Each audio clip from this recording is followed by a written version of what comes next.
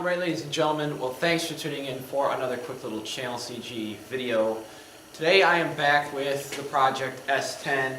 Going to be getting some work done. I know for sure we are going to be replacing the distributor, which is what we're going to start working on today. If you watched till the very end of the last video, you would know that I picked up this new distributor for the 2.8 liter. As I mentioned before, I decided to go all out and just buy a whole brand new distributor. I know the O-ring, or whatever you want to call it, down in this distributor that's on the truck is leaking a little bit, and I never replaced the rotor or anything like that. I did replace the cap, but just figured for 70 bucks, might as well just pick up a brand new one. Got brand new wires and everything, so we're good to go. There's just one little problem though with this distributor is you can see around this one terminal. Let's see if I can get you guys so you can see it. Yeah, there you go. There's a nice little crack in the cap. So what I'm actually going to do is, since the cap that's on there isn't that old, I put it on there myself. I'm just going to reuse that cap rather than try to exchange this and everything. And also that way I can just keep all the wires and I don't have to worry as much about the firing order and things. So I've been researching. From what I can tell, basically you just have to mark the exact position of the rotor, where it was pointing when you pulled it off the motor, and then just kind of line the new one back up, and then once everything's said and done, it can always, you know, whatever, I don't know. Well, that's what we're going to do. We're just going to mark the rotor, swap them out, and hope that everything is okay. So the distributor, basically there is this little clamp here that keeps the housing or whatever from rotating and holds it in there. And that's just, it looks like one bolt. But before we do that, of course, we're going to remove the cap, which is actually already loose in my case. Well, that was easy. Anyway, it's going to mark the position of the rotor onto something that's not going to move. Might get like a ruler or something, hold it up maybe and mark like over here or something, and then I can get an idea for when we put the new one on. Right, and there we go. I marked it right here on the throttle body because I figured, you know, that's not going to go anyplace. That's pretty good. I guess we can work on actually pulling the distributor out now.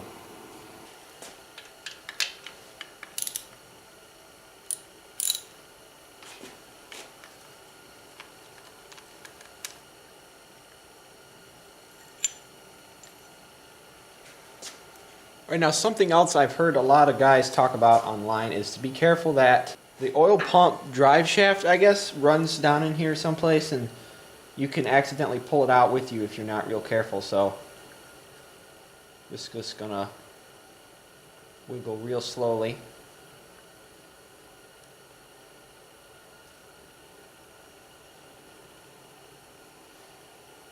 Looking good. Definitely looks like it's seen better days. I guess this O-ring was leaking, and it does look like something that might leak.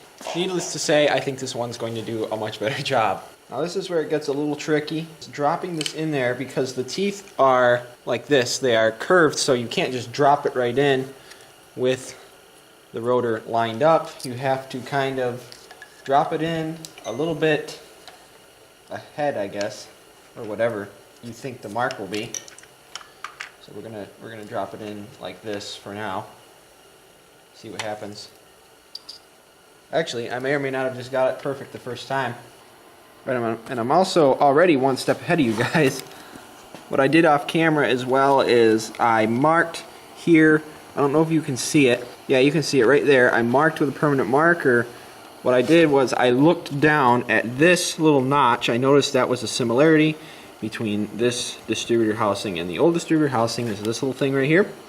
So I looked straight down and kind of marked here on the side of the engine where that is, so I can at least get the housing lined up a little bit, so I, just in case, you know, as I don't know what I'm doing. So just want to make sure everything's marked and fairly lined up the way it used to be. I guess the timing can be adjusted later on, but we'll get more into that in the future. So now I guess I'm just going to make sure everything's lined up as it should be and bolt it back together.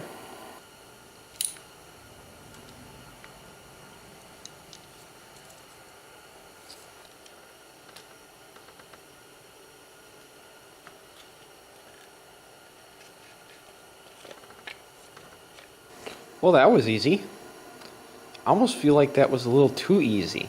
It's making me nervous. Anyways, I guess the distributor's all done then. Debating whether I have enough time today to take the motor off the stand and work on removing the flywheel or not. But that's, I guess, what needs to come next. The flywheel needs to go and get resurfaced and throw it back on, and then we can put the clutch on, and then we're pretty much done. I think I might actually mount the motor back up to the transmission at that point. Alright guys, let's bust the myth of brake parts cleaner being flammable.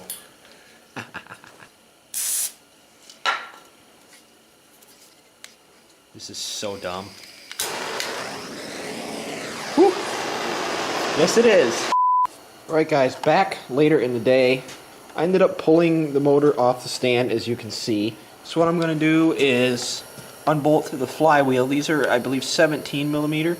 And since I don't have a good set of impact sockets, I just picked up an adapter so that I can put a 3/8 on a 1/2 inch, and I'm just going to throw this on here. And I have a 3/8 17 mil, so going to take care of that real quick, pull the flywheel off, and tomorrow I'm going to take it and have it resurfaced.